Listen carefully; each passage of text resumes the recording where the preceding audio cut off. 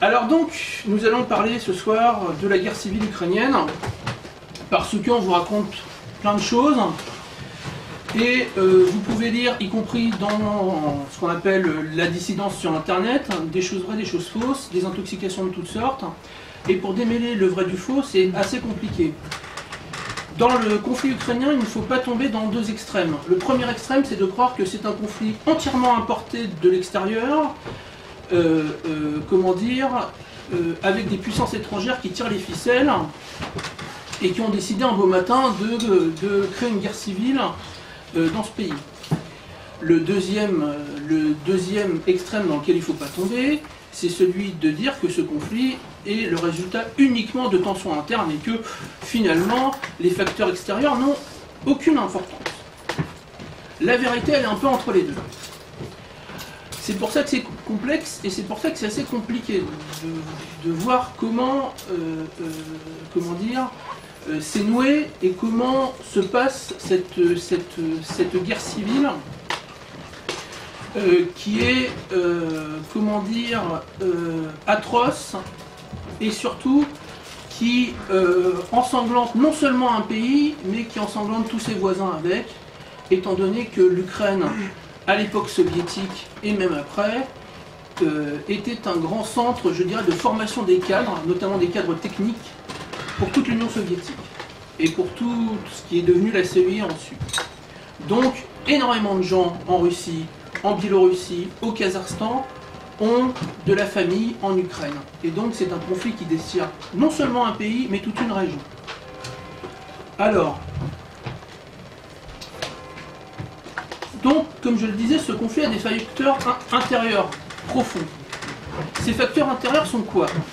C'est le fait qu'en Ukraine, premièrement, tous les présidents qui se sont fait élire ont menti. C'est-à-dire que 1994, vous avez... Donc le premier président s'appelle Kravchuk, le premier président ukrainien qui a été élu à l'époque soviétique en 90. Quand arrive la fin... Il n'arrive pas à terminer son mandat, et on en reparlera parce qu'il y a une grève très importante des mineurs du Donbass qui montent à Kiev et qui obtiennent sa tête. Le nouveau président qui est élu, un certain Leonid Kuchma, qui est directeur d'usine de la plus grosse usine de la ville de Dnipropetrovsk, une très grosse ville du centre de l'Ukraine, est élu sur 3 mots d'ordre. Le premier, fédéralisation de l'Ukraine. Le deuxième, russe, deuxième langue officielle. Le troisième, espace économique commun avec la Russie. Le lendemain de sa prise de serment, il revient sur ces 3 engagements. C'est-à-dire, il dit, l'ukrainien est et restera la seule langue officielle de l'Ukraine. L'Ukraine est et restera un État unitaire, et d'ailleurs il l'a même centralisé ensuite par la Constitution de 1996. Et troisième point, du point de vue de l'espace économique commun avec la Russie, eh bien il dit demande d'adhésion à la communauté européenne à l'époque. Vous voyez que c'est un retournement qui est stupéfiant. Il n'est pas si stupéfiant que ça, étant donné que ce qui a motivé Kuchma à faire son tour de girouette, ce sont deux choses. Je vous rappelle ce que disait un ancien ministre de la 4ème République. Je ne me rappelle plus c'était qui. Ce n'est pas la girouette qui tourne, c'est le vent. Voilà. Eh bien, là c'est pareil. Quand il arrive au pouvoir, les premiers jours, il y a 3 groupes qui viennent le voir. Le premier, c'est les groupes de la criminalité organisée de l'Est de l'Ukraine, qui viennent lui dire, bon ben maintenant t'es président, c'est bien, tu vas nous payer pour qu'on te protège. Comment ça? J'ai la police à mes ordres, oui, la police elle est à nos ordres, ok? Donc si tu veux rester en vie, tu nous laisses faire nos affaires. Première chose. Je vous rappelle que la condition pour être député en Ukraine encore aujourd'hui, c'est d'avoir un casier judiciaire. Si vous regardez le CV de n'importe quel député ukrainien, allez, de 70% des députés ukrainiens, je mets en dehors les naïfs et les journalistes qui sont là pour habiller le Parlement d'un semblant de gens ayant l'instruction, vous avez des gens qui ont tous un casier. Première chose. Deuxième chose, quand on va voir le deuxième groupe qui vient le voir, c'est l'ambassade américaine, qui vient lui dire « Vous avez des problèmes budgétaires, monsieur Kuchma. Si vous voulez, un coup de fil de notre président et vous avez des lignes du FMI qui vous sont coupées. Donc, votre politique favorable à la Russie, vous allez l'oublier tout de suite. » Enfin, troisième groupe qui vient le voir, ce sont les hommes politiques et les personnes influentes de l'ouest de l'Ukraine, qui viennent lui dire, si tu n'enterres pas ton projet de russe deuxième langue officielle, c'est très simple, on vient à Kiev et on te destitue. Kuchma lui a compris. Il a compris le truc, il est revenu sur ses engagements et il a fait une politique mi-chèvre mi-chou pendant une dizaine d'années. Il disait aux Russes, oui, vous êtes gentils, vous êtes un marché d'export, donc vous nous faites quelques petites concessions, vous enlevez un droit de douane ici, vous nous financez une infrastructure là, pour le prix du gaz, hein, nous sommes quand même des amis, vous allez nous faire un prix. Et en même temps, ils allaient voir l'Union Européenne, le FMI, et ils leur disaient pareil, écoutez, l'Ukraine est sur la voie de l'Occident, nous n'allons pas en changer. D'ailleurs, je prends des gages, étant donné que l'Ukraine a été l'un des seuls pays issus de la CEI, l'un des seuls pays de la CEI qui a envoyé des contingents militaires en Irak en 2003. C'est quand même un gage assez sérieux quand même. D'ailleurs, le contingent n'était pas petit, je crois que c'était 3000, si ma mémoire est bonne. Donc, ce président Kuchma, arrivé à la fin de son mandat, a un problème. Il en a deux même. Un, les Américains en ont marre de lui, ils lui font savoir. Et puis, ils ont préparé un successeur qui, en plus, a cet avantage, c'est que Kuchma l'avait mis à la Banque centrale, qu'il avait étudié aux États-Unis, dans les organes de la Banque mondiale aussi, et que sa femme, Madame Tchoumachenko, était une citoyenne américaine, c'était le certain Viktor Yushchenko, dont vous avez entendu parler, au moment de la dite Révolution orange. Et puis comment dire, le problème c'est que Yushchenko et les gens qui l'entourent, toute la bande, parce que de criminels de la région des régions de l'Ouest et du centre de l'Ukraine qui est autour de lui, disent à Kuchma, écoute, ton gendre qui fait des affaires, M. Pinchuk, quand on sera au pouvoir, on va revoir un peu, c'est bien. Et puis ensuite, toi, on s'occupera de toi aussi. Et donc, il va voir les Russes. Et il leur dit, bon, les Américains là, commencent à m'embêter, ils veulent ma peau. Les Russes lui disent, pas de problème, sécurité. On assure tes vieux jours. Et par contre, il faut que tu promeuves au gouvernement un homme qui vient du Donbass, le gouverneur de Donetsk à l'époque, un certain Viktor Yanukovych, et le staff qui est autour, qui a été formé par M. Medvedchuk, qui était le directeur de l'administration présidentielle de Kuchma, qui a comme sérieux avantage dans la relation russo-ukrainienne, c'est que sa fille cadette, a comme parrain Vladimir Poutine.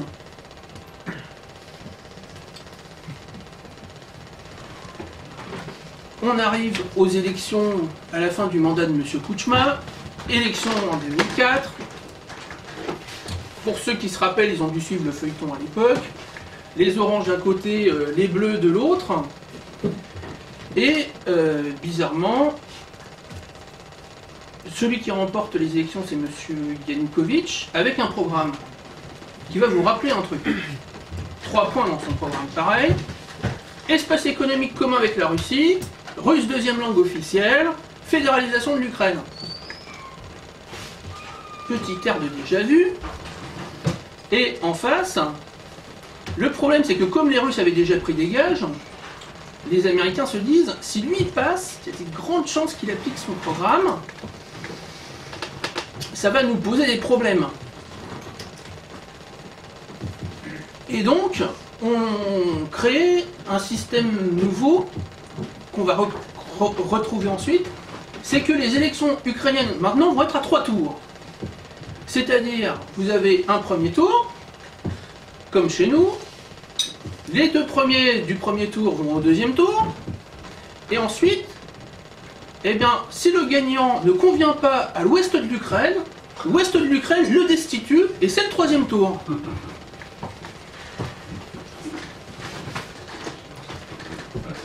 Eh bien, les gens de Yanukovych n'avaient pas compris ça, eux. Ils n'avaient pas compris. Eh bien, on va leur faire comprendre. Alors, on va faire donc une manifestation dès le soir du résultat du 2e tour, alors même que les résultats ne sont pas annoncés. On crie on organise des grands barnums avec des gens qu'on a fait venir par train spéciaux depuis Lvov, Ivano-Frankovsk et toutes les grandes villes de l'ouest de l'Ukraine, pour dire le résultat est faux, il n'est pas valide, on s'est fait voler notre élection. Ça. Alors que dans cette élection-là, aujourd'hui on le sait, tout le monde avait fraudé, et que grosso modo, la fraude, même si on comptait, même si on avait décompté les bulletins litigieux, Yanukovych avait quand même gagné. Et c'était une question de pure arithmétique. Vous preniez toutes les régions russophones qui votaient, toutes pour Yanukovych quasiment, et vous preniez les nombres, la carte, et vous voyez, le pays était coupé en deux, et la majorité, je dirais, numérique, était du côté de Yanukovych. Donc, 3e tour perdu pour M. Yanukovych, qui jette l'éponge. Un nouveau pouvoir s'installe, avec des gens de l'ouest de l'Ukraine, dont M. Yushchenko en premier, et vous allez voir, l'histoire va se répéter, des conseillers de l'ambassade américaine qui investissent tous les ministères clés de l'Ukraine. Notamment, vous avez un homme qui va jouer un rôle considérable dans la guerre qui va suivre, qui est M. Nalivaïchenko, qui est à l'époque un officier du KGB, qui à l'époque de Gorbatchev a été envoyé en stage à la CIA, et qui en est revenu agent de la CIA. Et on le nomme chef des services secrets ukrainiens, quand Yushchenko arrive au pouvoir. C'est d'ailleurs à cette époque-là que l'on voit qu'il y a le 3e étage du SBU, donc le service de sécurité de l'Ukraine, le KGB local et réformé, qui, vous avez le 3e étage qui est complet, occupé par des agents de la CIA. Officiellement pour réformer et mettre fin à la corruption. Donc, je vous laisse penser ce qu'en fait il faisait, mis à part enfiler des pierres. Ensuite, donc M. Yushchenko, bien sûr, va aller de provocation en provocation vis-à-vis de la population russophone.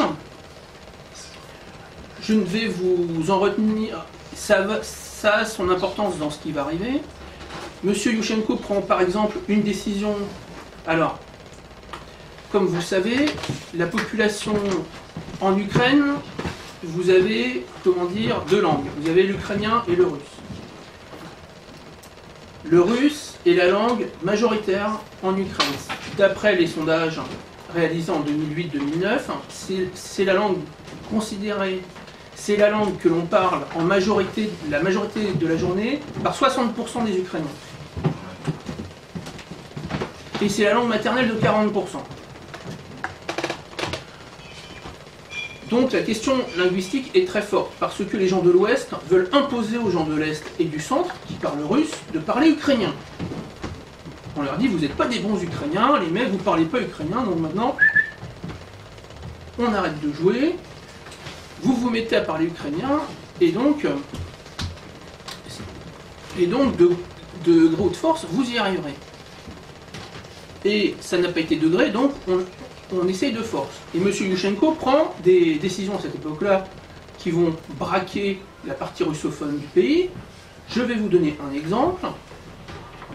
Avant M. Yushchenko, les films étrangers qui étaient diffusés en Ukraine étaient sous-titrés soit en russe, soit en ukrainien.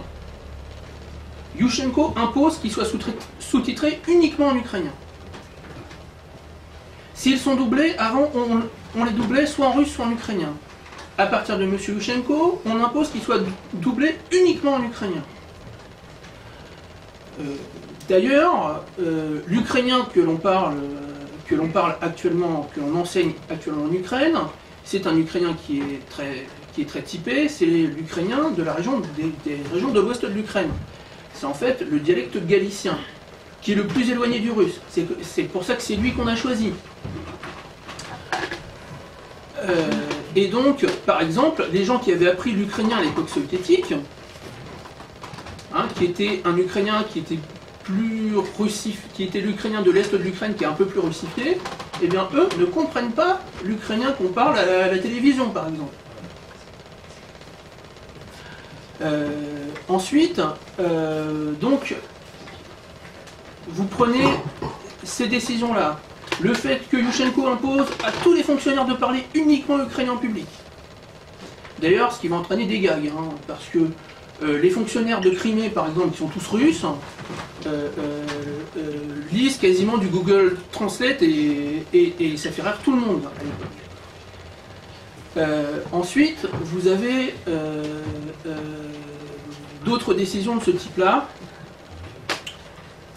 qui vont faire que la population russophone va vraiment se braquer contre la population, contre les réformateurs libéraux, comme on les appelle à l'époque. Et puis ensuite, vous avez une deuxième chose, c'est que M. Yushchenko dit maintenant l'Ukraine est sur la voie européenne, et donc, par exemple, eh bien, on fait des manœuvres communes à l'OTAN sur le sol ukrainien. Ce que Kouchma s'était gardé de faire à l'époque où il était président. Chiffon rouge, notamment en Crimée et à Sébastopol. Je vous rappelle que, pour ceux qui n'ont pas suivi le débat, la Crimée est un territoire qui est russe depuis Catherine II la Grande. À l'époque soviétique, la Crimée était une république autonome dans le cadre de la Russie, jusqu'en 1954. Et Khrouchtchev décide, pour tout un tas de raisons, la première étant que on allait construire le grand canal qui reliait la Crimée à l'Ukraine, et que donc il était plus facile de gérer, dans le cadre de l'URSS unie, de gérer ce grand canal et la distribution de l'eau depuis l'Ukraine, par la République ukrainienne, plutôt que de devoir négocier en permanence entre Moscou et Kiev. Et de toute façon, pour les Russes de l'époque, c'était comme si on avait...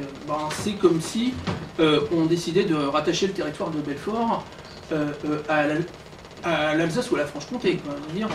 Pour eux, ça ne faisait pas de différence, il n'y avait pas de frontières. Voilà. Eh bien, figurez-vous, une fois l'Ukraine indépendante, bien sûr, les gens se sont rendus compte qu'ils étaient en Ukraine, en Crimée. Les Criméens c'est comme ça qu'on appelle les habitants de la Crimée, se sont rendus compte qu'ils étaient en Ukraine et qu'ils n'étaient pas en Russie. Et à partir de Kouchma de 96, ils vont s'en rendre réellement compte parce qu'on va leur mettre des écoles ukrainiennes et on va commencer à imposer l'usage de l'ukrainien aux fonctionnaires.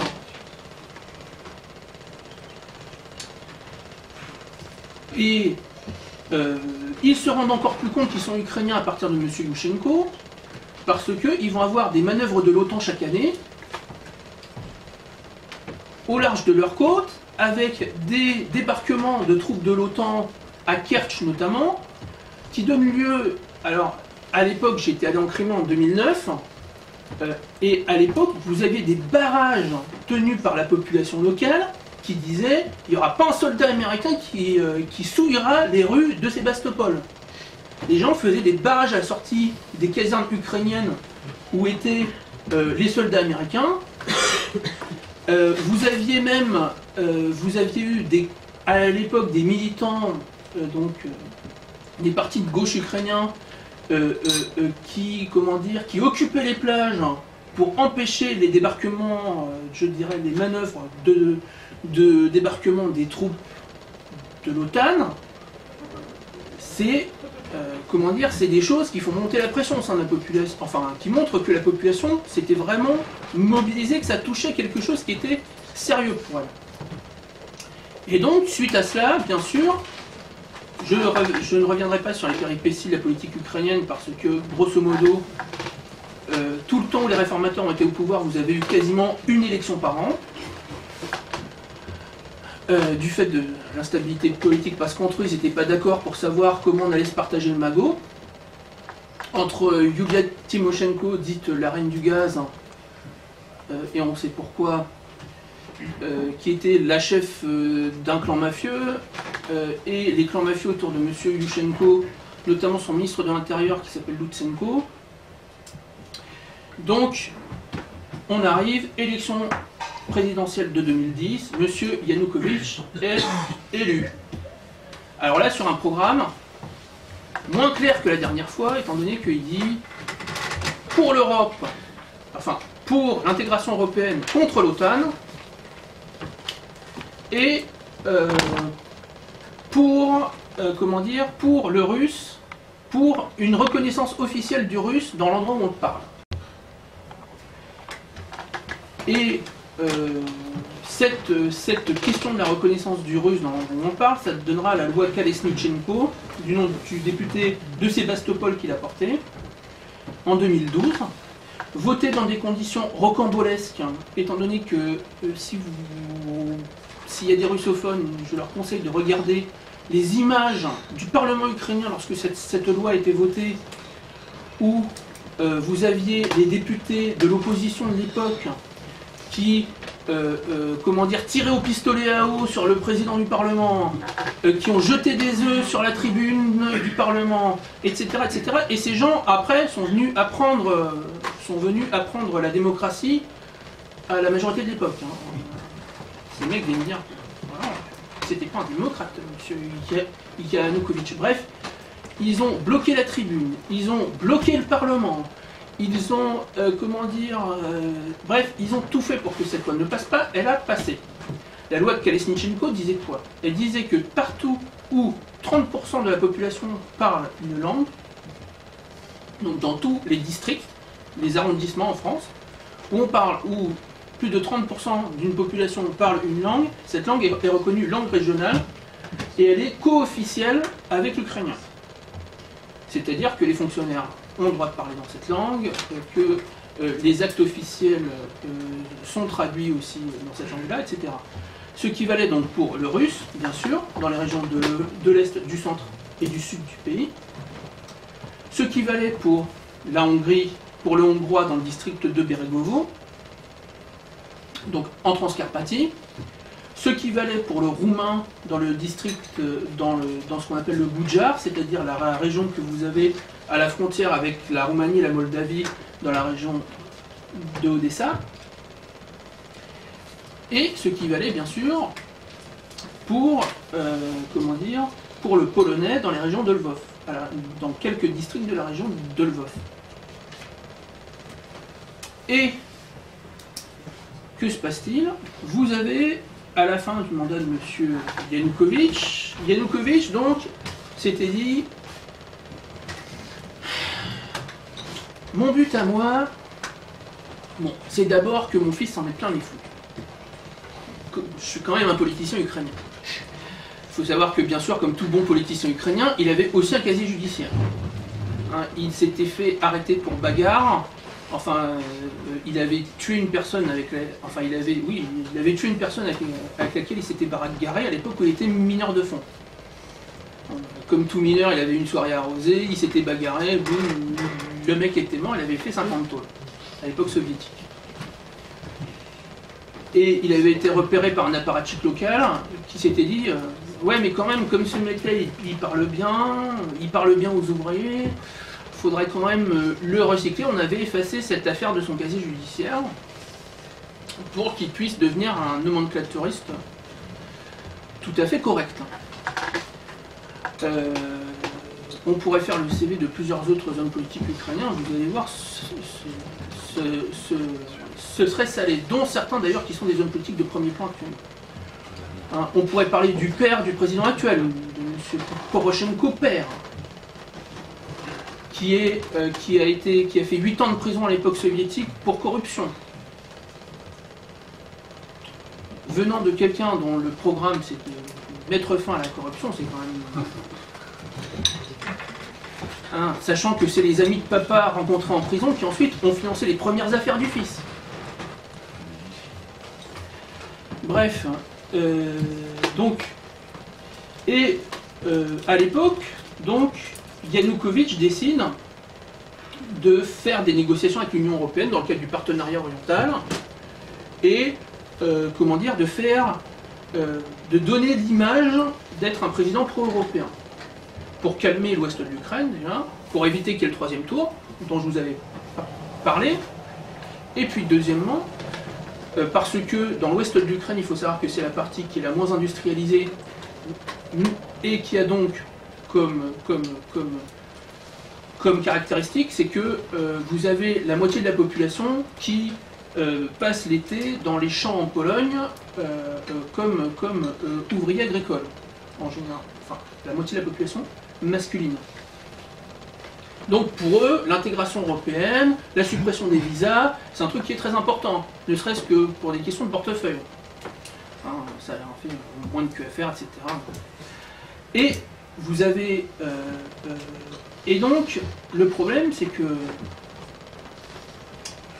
Yanukovych, il veut le beurre et l'argent du beurre. C'est-à-dire qu'il veut l'amitié des Russes et un prix du gaz pas cher.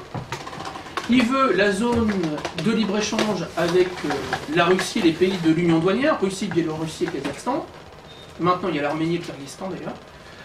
Et puis, d'une autre main, intégration européenne, zone de libre-échange avec l'Union européenne et surtout, fonds européens.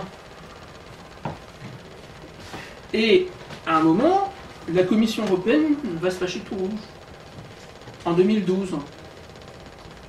En 2012, vous avez un pays qui s'appelle l'Arménie, qui décide d'adhérer à l'Union douanière et de rentrer dans le processus du partenariat oriental, cette zone de libre-échange que propose l'Union européenne aux pays dits de son voisinage.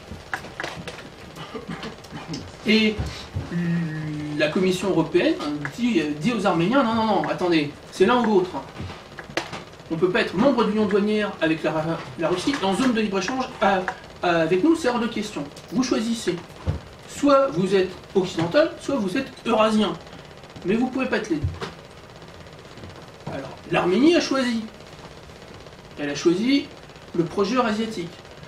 À son grand désespoir d'ailleurs, parce que vous avez depuis un an eu 3 tentatives déjà de déstabilisation de ce pays. Alors, ça passe complètement à travers notre bouclier médiatique, mais il faut le savoir. Je ne rentrerai pas dans les détails parce que c'est pas le sujet de la conférence, mais vous avez eu déjà, ça fait depuis un an que l'Union européenne et les États-Unis essayent de foutre en l'air le gouvernement de Sarkisian en Arménie. Et Yanukovych, lui, refuse de choisir. Donc il laisse l'ambiguïté flotter jusqu'à l'été 2013. Et à l'été 2013, d'ailleurs, il signe la partie politique de cet accord d'association, comme il s'appelle. La partie politique, c'est dire, je discuterai avec l'Union européenne sur tous les sujets internationaux, je m'engage à être conforme aux grands principes, droits de l'homme, état de droit, tout ça. Et puis, quand arrive le dur, la partie économique, qui a été négocié d'ailleurs par un certain Petro Poroshenko, comme c'est bizarre, qui ensuite a retourné Kazakh et est reparti dans l'opposition. Eh bien, que se passe-t-il?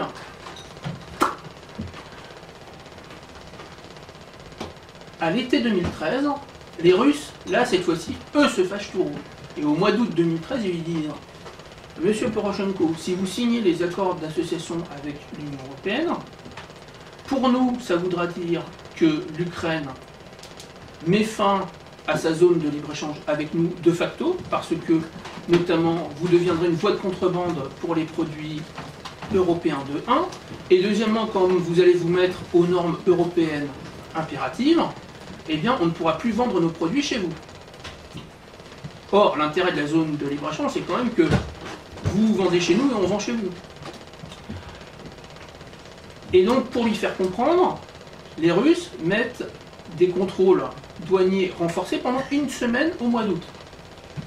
Vous avez des fils de kilomètres de 2 à 3, des fils de camions de 2 à 3 km à la frontière entre la Russie et l'Ukraine. Et à ce moment-là, Yanukovych se dit: non mais c'est quoi cet accord de libre-échange qu'on m'a vendu là? Qu'est-ce qu'il y a dedans? Et il appelle son Premier ministre, qui s'appelle M. Azarov, qui est un spécialiste de l'économie, comment dire, depuis l'époque soviétique, étant donné qu'il a été l'un des pontes du Gosplan ukrainien.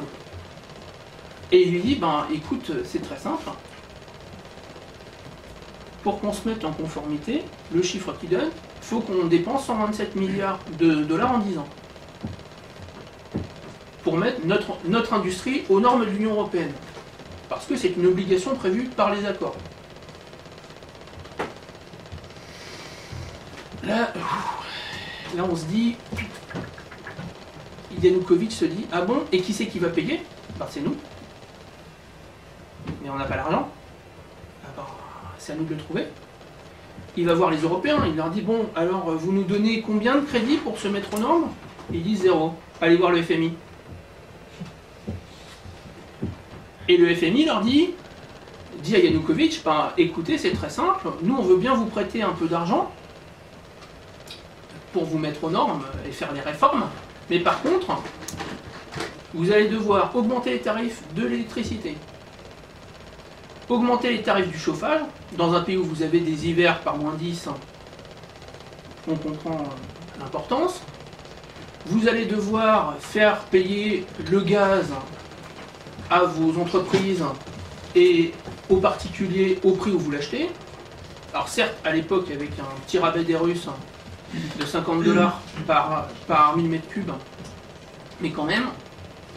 Et puis quatrième voie de réforme, eh ben, vous allez faire un grand plan de privatisation. Ah, et cinquièmement, pour un président qui est issu du Donbass, la première région charbonnière du pays et l'une des premières d'Europe, eh ben, vous allez fermer toutes les mines de charbon qui ne sont pas rentables. Et donc foutre à la rue 300 à 400 000 personnes dans la région qui vous a élu. Bon, et là, Yanukovych, il va voir les Russes. Et il leur dit: non, alors, et pour pas signer l'accord avec l'Union européenne, les Russes lui disent: c'est très simple, on te donne un crédit, 37 milliards,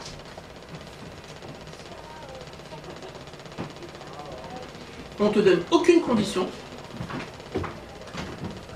et en plus, comme on est des mecs sympas et qu'on est en train de réarmer le pays, eh ben on a un plan de, je crois c'était 5 ou 7 milliards d'investissement dans ton industrie de défense pour qu'elle se mette aux normes de l'industrie de défense russe, parce qu'on a un grand plan de réarmement. Et Yanukovych, il n'y a pas photo. Il abandonne le projet européen. Et là, le troisième tour revient. Il l'avait oublié.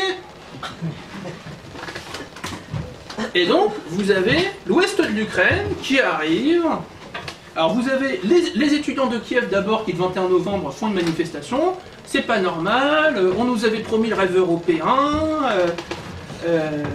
vous mettez fin à notre rêve, etc.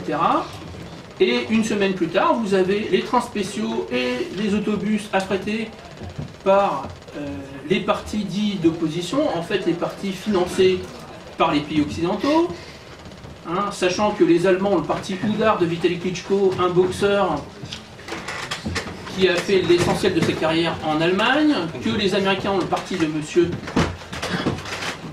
Yatsenyuk Batkrivchina, qui est un élève de George Soros, et hop, vous avez 50 000 manifestants de l'ouest de l'Ukraine qui arrivent, qui campent. Et le problème, c'est que Yanukovych, il a appris la dernière fois. Et il dit, cette fois-ci, moi, je ne céderai pas, la police restera tant qu'il faudra, et on résistera. Et là, on passe à la vitesse supérieure. Parmi les manifestants de l'Ouest, bien sûr, on va mettre en avant les plus nationalistes, voire même les plus nationaux-socialistes. Vous connaissez l'histoire. Des gens avec des jolis tatouages très démocratiques et très occidentaux. Je vous renvoie au reportage très bien fait de Canal+, mais qui n'explore que la partie émergée de l'iceberg. Sur cette chose-là, pour ceux qui l'ont vu. Pour ceux qui ne l'ont pas vu, vous verrez des gens sympas, avec des Volkswagen sur le bras droit. Des gens qui sont tout à fait démocrates. Qui pensent juste que c'est la mafia Moskouto-Youpine qui dirige leur pays, je cite. Alors, vous avez ensuite, bien sûr, les affrontements des mois de janvier et février que tout le monde a vu sur sa télévision, des policiers qui sont incendiés, des policiers qui sont incendiés qui ne répliquent pas d'ailleurs, des cocktails Molotov, des feux d'artifice, etc. Et comme ça ne porte pas la décision à l'époque, eh ben, on décide de passer à l'arme lourde à partir du 19 février 2014. C'est-à-dire que les manifestants commencent à être armés, là pour le coup. On donne des armes d'ailleurs aux mecs avec les croix gammées sur l'avant-bras parce que c'est déjà plus fun. Et puis ensuite, eh bien, le premier mort d'ailleurs de ces affrontements, celui qui est complètement oublié par tous les journalistes et tous les chroniqueurs de la presse occidentale, c'est l'informaticien du Parti des Régions, qui est un mec qui n'avait rien à voir avec tout ça. Le mec, il s'occupait juste de la maintenance informatique. Et le siège du Parti des Régions est pris, et il meurt d'une balle en pleine tête. On te tient, toi, boum.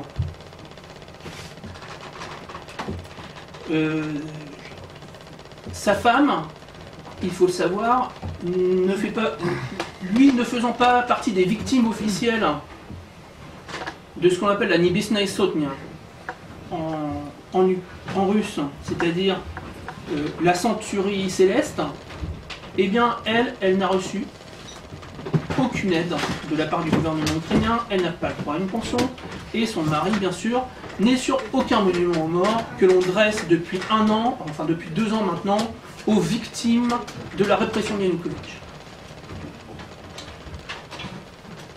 Et ensuite, bien sûr, vous avez,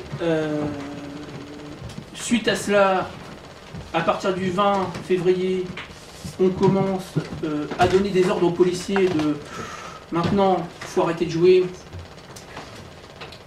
Et on dit que on donne l'ordre à la police de mettre fin et d'évacuer la place.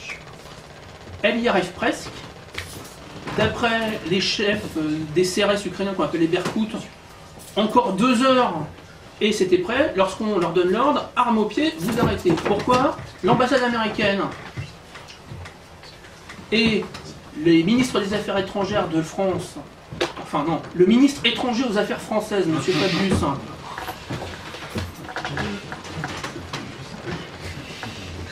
C'est comme ça qu'on appelait Georges Bonnet, le ministre le ministre des Affaires étrangères. C'est comme ça que la presse communiste avait appelé Georges Bonnet, le ministre des Affaires étrangères d'Aladi en 1938, quand Munich avait été signé. Je trouve que ça va très bien à notre personnage actuel.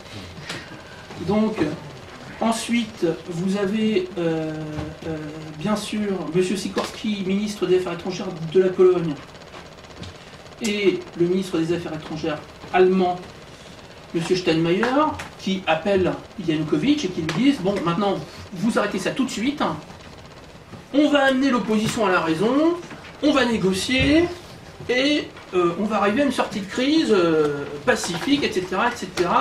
Et puis, au fait, si vous continuez, par contre, on vous rappelle que vous avez des avoirs dans nos pays, et que vos oligarques aussi, qui financent votre parti, ont aussi des avoirs chez nous, et qu'on pourrait très bien décider de les geler. » Argument qui l'a convaincu. Dès qu'on arrive près du portefeuille, ça convainc déjà un peu plus facilement. Résultat des courses, M. Yanukovych arrête l'assaut de ses forces de police contre Maïdan, et on se met à négocier. On signe un accord dans la nuit du 21 février. Alors que dehors, pendant qu'on négocie, vous avez les hommes de Maïdan, bien sûr, ont repris le terrain qu'ils avaient perdu, sous le fait des ordres donnés à la police, d'arrêter de leur taper dessus. Et puis ensuite, vous avez une deuxième chose, c'est que là, vous avez des armes qui arrivent. Pourquoi? Parce que à Lvov et à Ivano-Frankivsk, les deux villes principales de l'ouest de l'Ukraine, vous avez eu des casernes qui ont été prises d'assaut. Et le siège du gouverneur est occupé par les émeutiers. Et le 21 février, vous avez un truc qui se passe, c'est que vous avez des snipers dont personne ne sait encore aujourd'hui qui ils étaient, qui tirent en même temps sur la police et sur les émeutiers. Je vous rappelle que c'est la technique qui avait été utilisée au Venezuela pour motiver le coup d'État de 2002 par l'armée vénézuélienne contre Hugo Chavez. Je vous conseille de regarder le superbe reportage qui est en français d'ailleurs, « La révolution ne sera pas télévisée », qui vous montre quelle était la méthode utilisée au Venezuela. On utilise la même, bizarrement, à Kiev en 2014. Et le ministre de l'Intérieur qui, quand même, est un policier assez chevronné qui dit « Bon, je ne peux pas laisser mes hommes se faire tirer comme des lapins », décide d'armer sa police, et elle réplique. Résultat des courses, vous avez une centaine de morts, enfin vous avez une centaine de morts du côté des émeutiers, 35 morts du côté de la police. Ceux du côté de la police, ils ont été complètement oubliés, je vous rassure, sauf à deux endroits. Et ça va être capital. Le premier c'est en Crimée, le deuxième c'est à Donetsk. Donc, comment dire,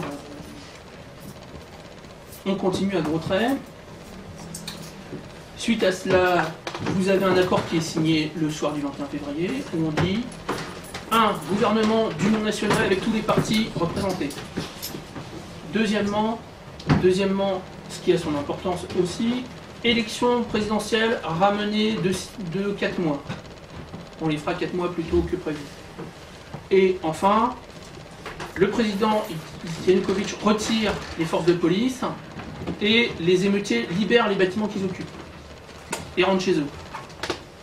Et que se passe-t-il? Les dirigeants de l'opposition arrivent, on fait une sorte de simulacre de truc où vous avez un ultranationaliste ukrainien qui lui dit ton bout de papier c'est rien, on va prendre la présidence. Et effectivement, comme Yanukovych lui était de bonne foi, il avait décidé de retirer la police. Et donc, les mecs prennent d'assaut le Parlement ukrainien. Et ils font députer, et ils font voter le 22 février sous la pression de leurs gros bâtons, de leurs fusil. Les députés, ils leur font voter sous la pression la destitution de M. Yanukovych et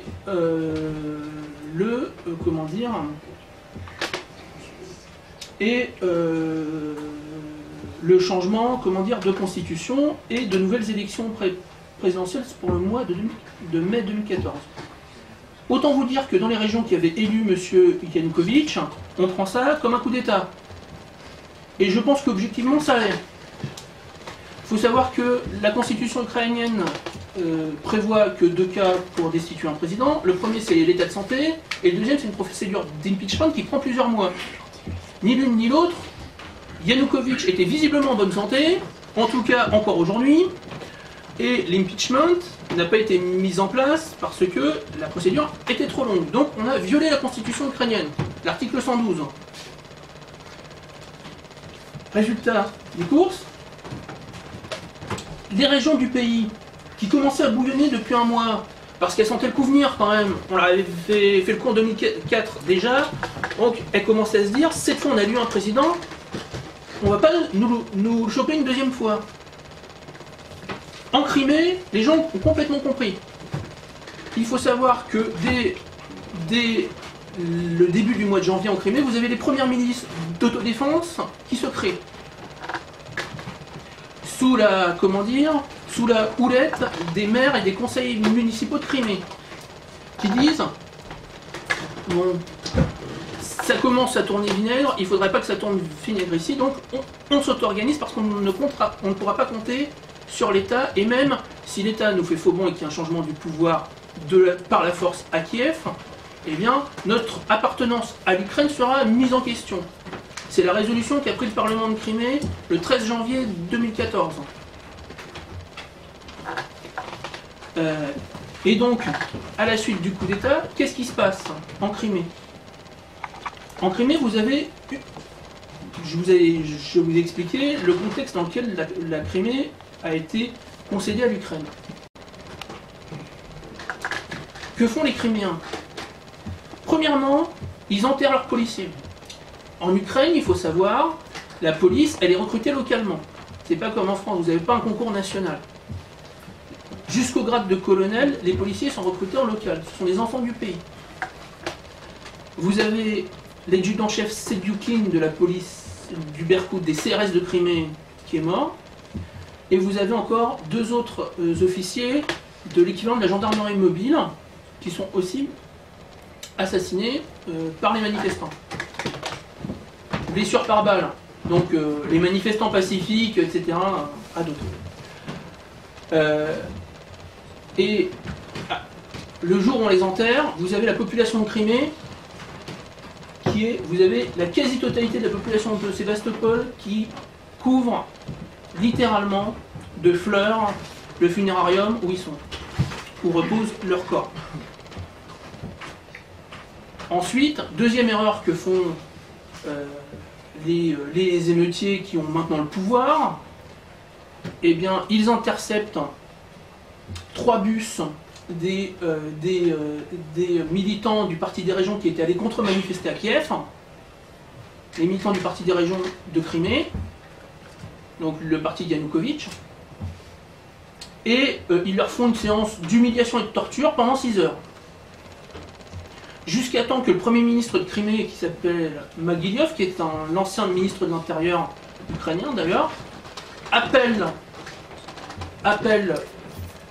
le commandant de la flotte de la mer Noire russe à Sébastopol et lui disent « J'ai des militants du Parti des Régions qui sont en train de se faire trucider, j'appelle le ministère de l'Intérieur à Kiev, personne ne répond, j'appelle la police locale, personne ne répond, et le commandant, l'amiral qui commande de la flotte de la mer Noire, fait envoyer un détachement à cet endroit-là dans la région de Kherson, et il fait passer le message aux émeutiers que si on touche encore à un cheveu de ces personnes, la question va être réglée par les forces spéciales russes. Le message a été compris, on les met dans des cars et on les évacue vers la Crimée. Et quand ils reviennent, la Crimée c'est une petite île, hein. Je crois que c'est 4 millions d'habitants, c'est tout petit la Crimée. c'est plus petit qu'un département français. En plus, avec... c'est insulaire. Tout le monde se connaît en Crimée, c'est comme la Corse. Alors, quand ils apprennent que 3 de leurs policiers sont morts, qu'on a détenu et torturé plusieurs dizaines de militants pour leur simple conviction politique, on leur a fait manger du verre quand même, par exemple. On leur a fait chanter l'hymne ukrainien et on leur a dit maintenant tu parleras ukrainien et si tu ne parles pas, on viendra vous le faire parler en Crimée. Donc le message a été reçu. Et dès le lendemain, le 23 février, vous avez à Sébastopol un meeting monstre sur la place centrale de la ville, la place Nakhimov, où vous avez plusieurs dizaines de milliers de personnes qui prennent la décision que, premièrement, ils ne respecteront aucune des lois qui sont prises maintenant par l'Ukraine, que, deuxièmement, ils démettent les autorités ukrainiennes, enfin, les autorités locales nommées par Kiev, et qu'ils y substituent ce qu'ils appellent leur maire du peuple, qui s'appelle Anatoly Tchali, qui est un entrepreneur patriote, qui avait notamment monté un musée du souvenir de la Deuxième Guerre mondiale. Et quand on connaît l'histoire de Sébastopol, qui est un centre, je dirais, qui est à l'Ukraine, qui est à la Russie, ce que Toulon ou Brest sont à la France. C'est-à-dire, ce sont des villes qui se sont construites autour de la marine. Et Sébastopol, en plus, a été la forteresse. Non, je la comparerais plus à Belfort de ce point de vue-là. C'est la forteresse, c'est le verrou de la Russie dans la région. C'est la ville qui ne s'est jamais rendue, qui a résisté aux Français et aux Anglais dans la guerre de Crimée. C'est la ville qui a résisté aux Allemands pendant plusieurs mois. C'est la ville qui n'est jamais tombée que lorsqu'on lui en a donné l'ordre parce qu'on ne pouvait plus résister parce qu'il n'y avait plus une seule cartouche. C'est la ville qui se bat jusqu'à la dernière cartouche. Sébastopol. Et donc, les gens vont être mobilisés par un slogan qui s'appelle la Tretia Abarona Sébastopol, la troisième défense de Sébastopol. Après celle de la guerre de Crimée, après celle de la Seconde Guerre mondiale, maintenant, il faut défendre notre ville pour la troisième fois. Et donc, ça va résonner dans l'inconscient collectif de chaque habitant de Sébastopol. Sachant qu'en plus, à Sébastopol, dans quasiment chaque famille, vous avez un oncle, un père, un frère qui a servi ou sert dans la flotte de la mer Noire russe. Donc, pour eux, il était impossible de se faire gouverner par un régime nationaliste ukrainien qui allait en plus, réactiver, qui allait en plus transformer leur ville en une base de l'OTAN. Pour eux, c'était impossible. Comme il est impossible pour Sébastopol de penser que la flotte de la mer Noire pourrait un jour en repartir.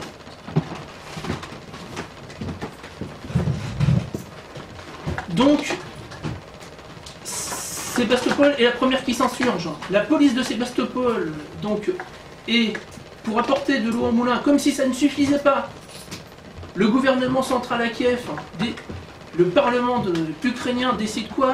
De voter la fin des langues régionales. Et c'est très bien perçu dans ces régions-là. C'est-à-dire, on va revenir à l'époque de Yushchenko. L'époque où on comprendra plus ce qu'on dit dans les films, au cinéma. Par exemple, l'époque où les fonctionnaires vous parleront une langue que vous ne comprenez pas.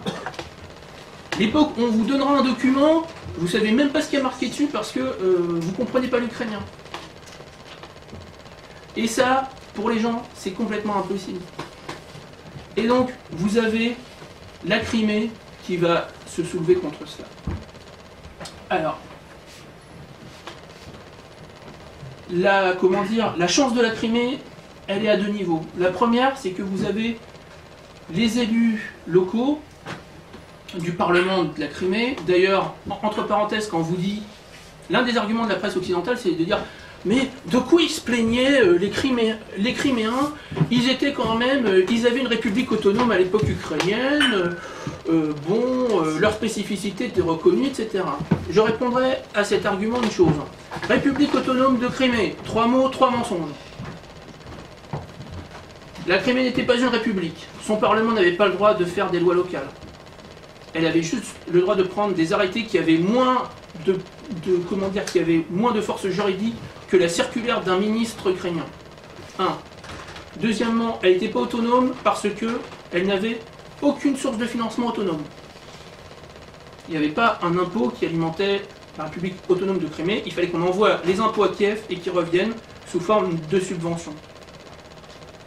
Troisièmement, elle n'était pas criméenne parce que à tous les étages, vous aviez des fonctionnaires ukrainiens venus des régions de la métropole ukrainienne. À l'époque de Yanukovych, on prenait des gens de la région de Donetsk. À l'époque de Yushchenko, on prenait des gens de l'ouest de l'Ukraine. Donc, la Crimée avait une autonomie de façade, mais qui avait un avantage, c'est qu'ayant sa propre constitution, ayant son propre parlement local, elle pouvait déclarer qu'elle ne se sentait plus liée par son appartenance à l'Ukraine et décider de reprendre, pas son indépendance, mais de s'émanciper de l'Ukraine. Et c'est ce qu'elle va faire. Le 26 février, vous avez le 2014, vous avez le Parlement de Crimée qui décide un référendum sur le statut de la Crimée, qui d'abord dit est-ce que vous voulez rétablir l'autonomie de la Crimée de 1992, c'est-à-dire que en fait les lois criméennes s'imposent sur les lois ukrainiennes. Et puis ensuite le référendum devient à partir de la fin du mois de février, c'est voulez-vous soit l'autonomie dans le cadre de l'Ukraine, soit devenir un sujet de la Fédération de Russie. Et il faut dire que ces décisions-là ont été facilitées par le fait que la Russie a dit aux Criméens on respectera votre choix et on vous donnera les moyens de l'exprimer, étant donné qu'on va déployer des troupes à côté des casernes ukrainiennes pour être sûr que l'armée ukrainienne n'intervienne pas dans ce processus politique.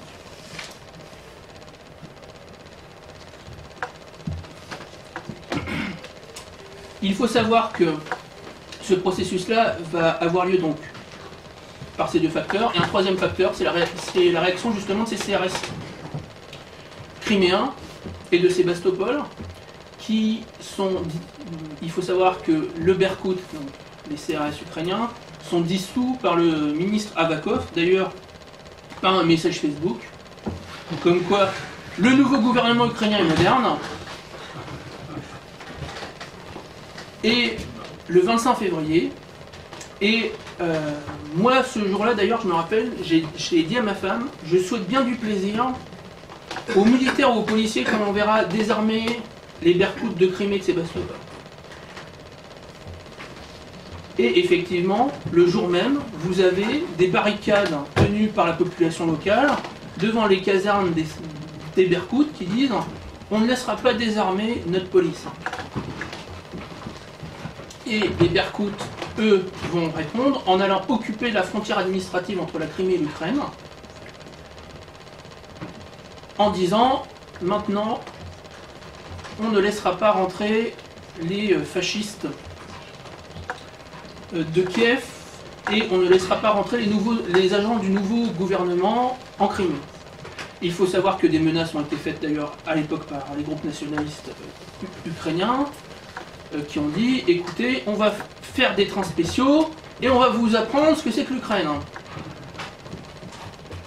Ça rappelait des mauvais souvenirs à la population de Crimée. Il faut savoir qu'en 92, c'est comme ça que ça s'était passé quand l'Ukraine était devenue indépendante et que la Crimée avait commencé à dire « Écoutez, on demande une autonomie élargie, voire notre indépendance. » Et vous avez eu des trains, ce qu'on appelle des trains de l'amitié, SIC, remplis de militants nationalistes ukrainiens, qui étaient venus d'ailleurs à l'époque à Sébastopol, qui avaient terrorisé la ville pendant plusieurs jours, et notamment leur grand jeu c'était d'envoyer des menaces de mort dans les logements des familles des militaires russes.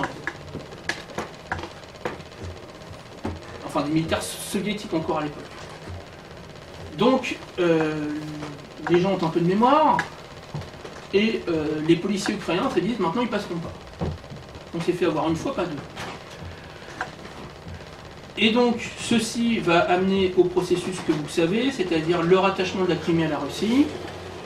Et dans une autre région ukrainienne, vous avez une agitation qui va se développer aussi, avec cette grande différence, c'est que, l'élite locale ne va pas suivre la population, c'est-à-dire que les hiérarques du Parti des régions qui dirigent les régions de Donetsk et Lugansk, contrairement à ceux de Crimée, eh bien, ne vont pas soutenir les revendications autonomistes de la population. Il faut savoir que quand vous écoutez les médias français, pour ceux qui les écoutent, ou quand vous lisez la presse française que personne n'achète, eh bien, vous avez l'impression que c'est un conflit qui est descendu du ciel, et qu'un jour, en fait, vous avez la méchante Russie qui a envoyé des dizaines de milliers de ses citoyens provoquer un mouvement séparatiste dans une région qu'il n'avait jamais été. Erreur grave. Prenons quelques faits historiques pour illustrer mon propos. Dans la révolution de février 1917, entre donc février 17 et octobre 17, vous avez deux structures de pouvoir en Ukraine. Vous avez ce qu'on appelle la Verkhovna Rada, c'est-à-dire le Parlement des nationalistes ukrainiens, et vous avez les soviets. Les soviets d'ouvriers de paysans, qui sont tenus par une gauche pro-russe, pour faire rapide. Vous savez où sont situés 70% des soviets en Ukraine à l'époque? Dans le Donbass. 70% des soviets de toute l'Ukraine sont dans le Donbass. À l'époque, encore, en 1919, alors que la guerre civile bat son plein, les régions de Lugansk et Donetsk, à l'époque, déjà, décident de créer, les soviets locaux décident de créer leur propre république, qui ne sera pas dans l'Ukraine. La république de Donetsk et Kryvyi-Rog. Et c'est Staline qui décide de forcer la main des camarades locaux et de leur dire non, maintenant vous arrêtez ça tout de suite, vous vous intégrez dans la nouvelle Ukraine soviétique, de toute façon ça n'a pas d'importance. On est tous, internationalisme ou ouvriers paysans, et de toute façon, on est pour toujours un seul et même État. Donc, revenez dans le rang et intégrez cette Ukraine. Et enfin, troisième épisode, comme vous le savez, peut-être, dans le Donbass, le Donbass vit économiquement essentiellement de deux choses, qui sont liées l'une à l'autre d'ailleurs. C'est l'extraction du charbon et la métallurgie. Ce qu'on appelle la métallurgie noire en russe, c'est-à-dire la métallurgie du fer. Acier, fonte, coke. Eh bien, les mineurs dans le Donbass, qui est l'un des plus importants bassins miniers charbonniers du RSS à l'époque, vous avez celui du Donbass, les principaux sont le Donbass et le Kouzbass, donc dans la région actuelle de Kemerovo en Russie, pour ceux qui connaissent un peu la géographie russe, eh bien, les mineurs du Donbass, en 90, se mettent en grève contre le gouvernement de Gorbatchev, qui a décidé d'augmenter les prix et de laisser les salaires stables. Les mineurs rentrent en grève, et ils obtiennent la tête du Premier ministre de l'époque, qui s'appelle Rykov, le Premier ministre soviétique. Après un conflit très dur, des occupations, et ils étaient montés à Moscou, avec l'attente pour obtenir la tête du Premier ministre de l'Union soviétique. Rebelote en 93, enfin au printemps 93. Vous avez le gouvernement ukrainien à l'époque qui décide enfin, vous avez une hyperinflation en Ukraine, et sur les recommandations du FMI, déjà à l'époque, on décide de bloquer le salaire des mineurs. Que se passe-t-il? Les mineurs du Donbass se fâchent tout rouge, et quand ils se fâchent tout rouge, ils montent à Kiev, avec 2 revendications. Et une 3e arrivera en route, ce qui expliquera la présidentielle suivante d'ailleurs. Première revendication, donc, les mines du Donbass appartiennent au Donbass. Donc, on veut que les mineurs, enfin que les mines soient gérées par le gouvernement régional. 1. Deuxièmement, l'argent du Donbass reste dans le Donbass. En clair, les impôts prélevés au Donbass vont prioritairement au budget régional et ensuite on envoie le reste à Kiev.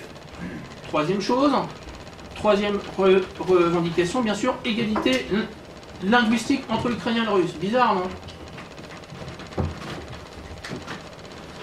Et ensuite, troisième époque, lors de la Révolution Orange, à Donetsk, vous avez à l'époque ce qu'on appelle le congrès de Sévérodonetsk, à l'hiver 2004,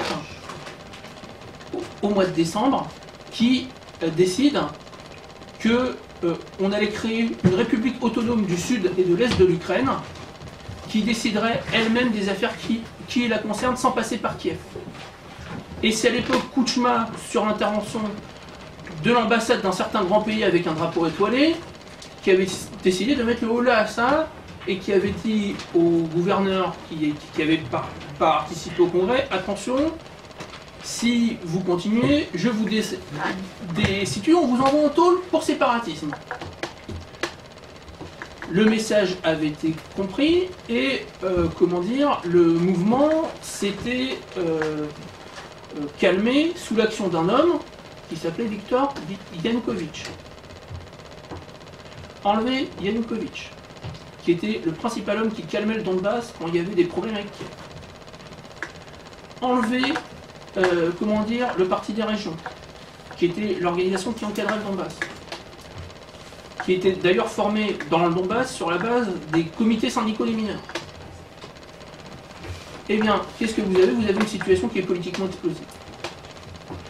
Et la situation, elle va exploser politiquement, certes avec l'aide d'un certain nombre d'hommes d'affaires à orientation patriotique proche du pouvoir russe, il ne faut pas le nier, qui vont notamment envoyer quelques spin doctors, comment dire, conseiller les patrons du mouvement. Et que se passe-t-il? La population de Donetsk prend d'assaut le gouvernement régional au mois de mars 2014. Elle élit un gouverneur du peuple qui est Pavel Goubarev, qui d'ailleurs est... Il y a des pourparlers entre le gouverneur de Donetsk, qui est un oligarque local d'ailleurs, qui a été nommé par le nouveau gouvernement qui s'appelle Sergei Taruta, qui est la 2e fortune de la région. Et grosso modo, les politiques locaux arrivent à convaincre les émeutiers d'évacuer le gouvernement local. Ils évacuent le conseil régional. Dans la foulée, que se passe-t-il? Réaction de Kiev, on fait arrêter en pleine nuit l'éditeur du mouvement pour séparatisme.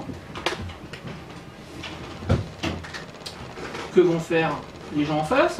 Ils sont quand même pas idiots. Ah, et puis il faut savoir aussi, donc, mensonge qu'on vous dit en général, c'est, on vous dit, quand le mouvement a commencé, en fait, c'est des Russes qu'on a fait venir par autocar entier dans le Donbass, et ils étaient, comment dire, et ça a été télévisé depuis Moscou. Ouais, ok.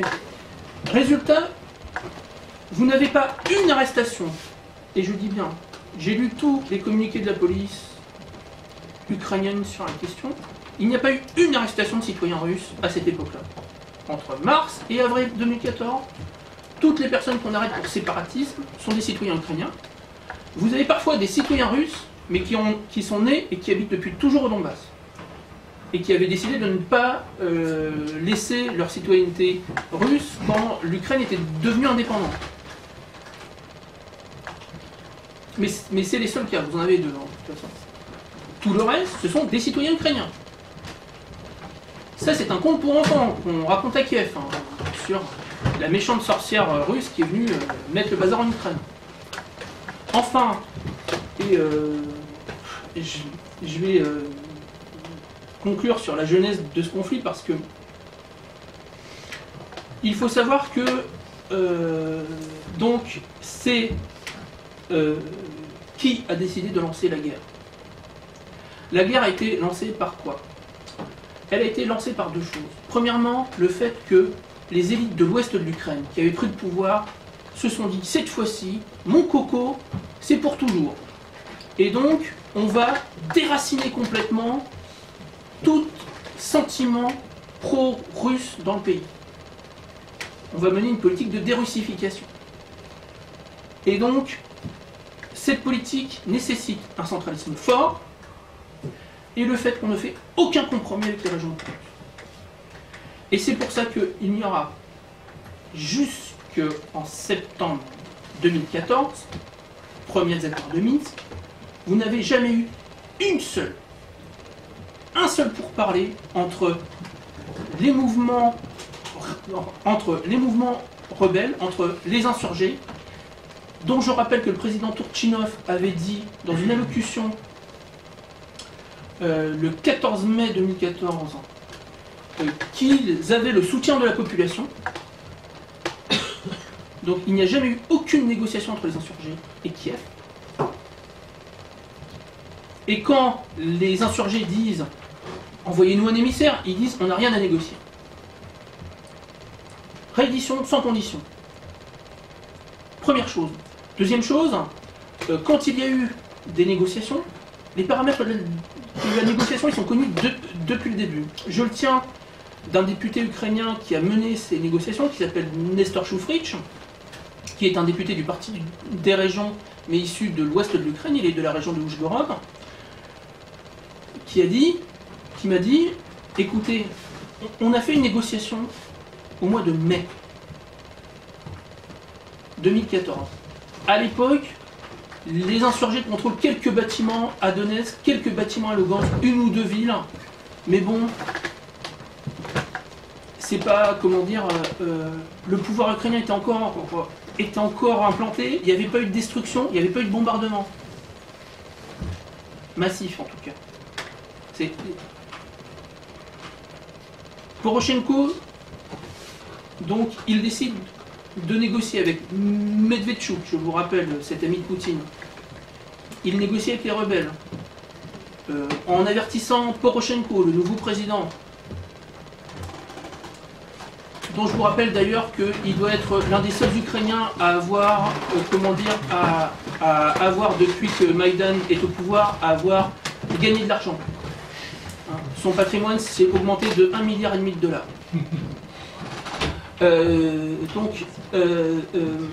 Et les paramètres de la négociation ont été connus. Ils ne demandaient pas grand-chose. Ils demandaient juste, ça vous rappellera ce que je vous ai dit, on veut que les impôts, en dehors des droits de douane et de la TVA, restent au budget régional 1, qu'on ait un droit de veto sur la nomination des chefs de la police, sur les juges et les procureurs, deuxième chose. Et troisième chose, on voulait que la politique culturelle et linguistique, la politique d'éducation, la politique culturelle, soit gérée localement. Il ne demandait pas grand-chose. Et il m'a dit, je reviens à Kiev. Je dis ça à Poroshenko. Poroshenko dit ok. On va signer un accord. Moi, il n'y a pas de problème là-dessus. Le sang a déjà trop coulé. 15 jours plus tard, l'accord doit être signé à Lugansk à l'époque. On est d'accord, les formulations, c'est prêt à être signé. Coup de fil de l'ambassade américaine. Il est hors de question qu'il y en ait. vous ne bougez pas d'un millimètre, parce que si vous concédez ça au Donbass, c'est la fin des réformes. Le but des États-Unis, c'est de faire que l'Ukraine soit une anti-Russie. Si on ne comprend pas ça, si on ne comprend pas le fait que les intérêts des régions de l'ouest de l'Ukraine, qui sont déjà une anti-Russie, et qui veulent prendre le pouvoir à Kiev et faire marcher le reste du pays à la baguette parce qu'ils pensent qu'eux sont les seuls vrais Ukrainiens. Et je vous renvoie au texte du parti très démocratique Svoboda sur la question, qui prévoit notamment de destituer tout fonctionnaire ukrainien qui ne parle pas assez bien la langue ukrainienne, par exemple. Et les emplois, notamment de policiers et de militaires, aux Ukrainiens qui a ce qu'on appelle la Titunaïnat, ça c'est-à-dire le peuple autochtone. Et pour eux, c'est un peuple qui parle uniquement ukrainien. Donc,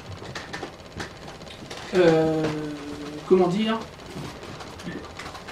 les leaders de l'ouest de l'Ukraine ont les mêmes intérêts que les États-Unis et l'Allemagne, dont je rappelle que l'Ukraine était le but de guerre principal durant la Première Guerre mondiale, il ne faut jamais oublier ça.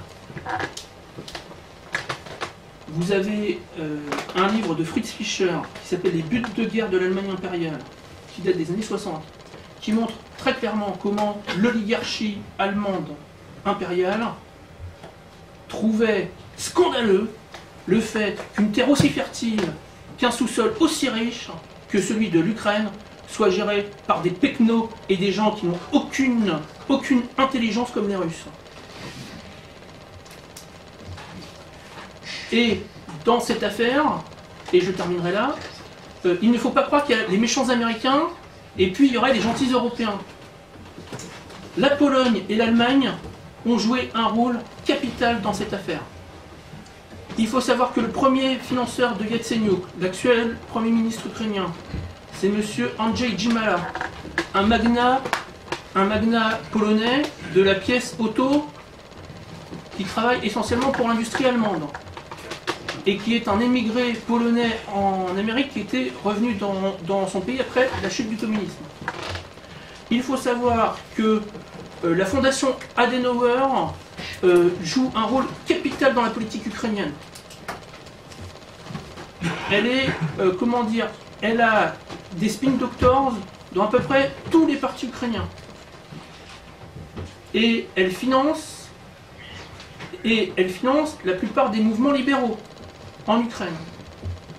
Donc, comment dire, réduire l'influence extérieure sur l'Ukraine à simplement les méchants américains et les gentils européens qui finalement ne voulaient pas la guerre, mais ils sont tellement émus par ces gentils démocrates ukrainiens. C'est complètement faux. Au moins 2 pays européens ont voulu cette guerre civile aussi. La Pologne et l'Allemagne. Et leurs succursales que sont les pays baltes et la Roumanie, dont je rappelle que le nouveau président est un Volksdeutsche. Pour ceux qui ne parlent pas allemand, un Allemand de souche. Et d'ailleurs, c'est bizarre, mais dans la vie politique des États d'Europe de l'Est, le nombre de Volksdeutsche se multiplie comme des petits pains. Monsieur Donald Tusk, par exemple, aussi. Donc, l'interlandisation de l'Est européen doit aller jusqu'à l'Ukraine. Et c'est très clair. Et je terminerai là. Quand on regarde la biographie d'un certain nombre de gens, vous avez un conseiller de Madame Merkel qui s'appelle Nico Lange, qui était le chef de la fondation Adenauer à Kiev, qui maintenant est le conseiller personnel de Merkel pour les affaires d'Europe de l'Est. Hein. Quand même bizarre. Et je ne vous parle pas, bien sûr, des projets croisés cofinancés entre l'USAID, donc l'agence américaine de soutien à la démocratie, avec tous les guillemets qui vont bien, et la fondation Adenauer qui, il faut dire, aujourd'hui verrouille le Parlement ukrainien. Tous les projets de loi du Parlement ukrainien sont passés au crible par ces deux organisations. Donc, aujourd'hui, l'Ukraine, elle est victime de son propre conflit intérieur et d'un conflit extérieur. Et les deux mises ensemble, effectivement, a causé aujourd'hui, d'après le bilan révisé de l'ONU, 10 000 morts. Et le compteur va encore tourner. Avec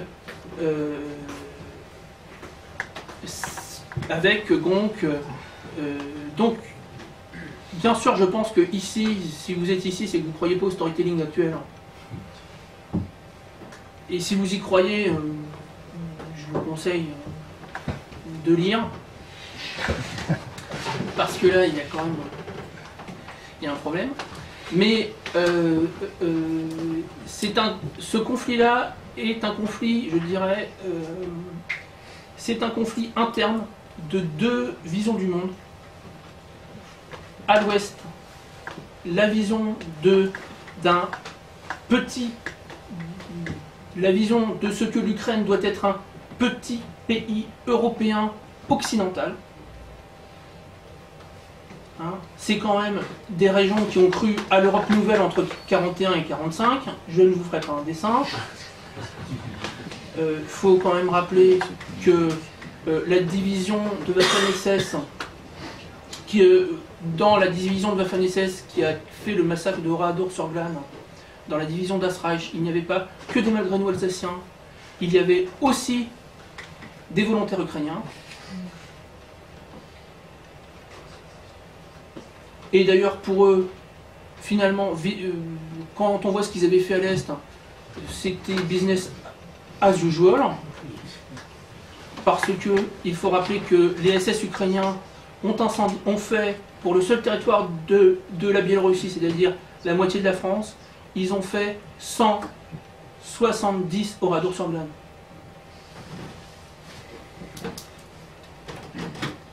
Et ils tenaient un camp de concentration à côté de Minsk où vous aviez 100% de morts.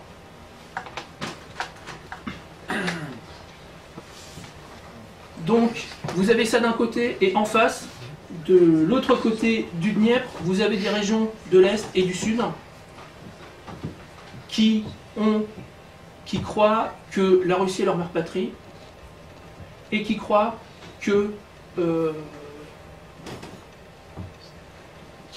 qu'ils font qu'une seule et même communauté avec la Russie. Et qu'ils croient qu'ils sont dans l'ensemble eurasien, orthodoxe et oriental.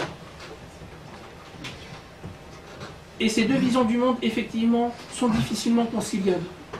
Et en tout cas, elles sont inconciliables dans un État unitaire et centralisé. Et c'est pour ça que cet État unitaire et centralisé, on essaye de l'imposer à l'Ukraine depuis 1992, et que les forces extérieures occidentales veulent l'imposer, parce qu'ils veulent que l'une partie l'emporte sur l'autre, et que les Occidentaux et pro-européens fassent marcher au pas les autres. Et bizarrement, les autres ne sont pas d'accord. Voilà, donc je suis prêt à écouter vos questions. Excusez-moi d'avoir été un peu long, merci.